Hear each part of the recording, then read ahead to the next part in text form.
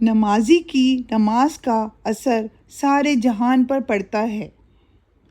جس طرح بچے کے رونے کا اثر پورے گھر کے ماحول میں پڑتا ہے، اسی طرح نمازی کی نماز کا اثر پورے جہان پر پڑتا ہے۔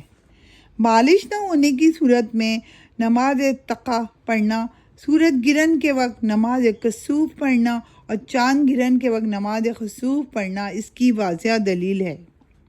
انسانی زندگی کے مختلف مراحل کو اوقات نماز کے ساتھ خصوصی مناسبت ہے۔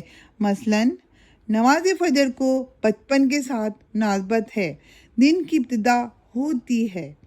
نماز ظہر کو جوانی کے ساتھ مناسبت ہے، سورج اپنے عروج پر ہوتا ہے۔ نماز عصر کو بڑھاپے کے ساتھ مناسبت ہے، دن ڈھل جاتا ہے۔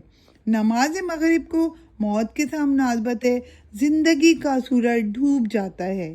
نماز عشاء کو عدم کے ساتھ مناسبت ہے، انسان کا دنیا سے نام و نشان مٹ جاتا ہے۔ اس لیے نماز عشاء کو ثلث اللیل تک پڑھنا مستحب ہے، چونکہ روشنی کا نام و نشان مٹ جاتا ہے اور رات کے بعد پھر دن ہوتا ہے۔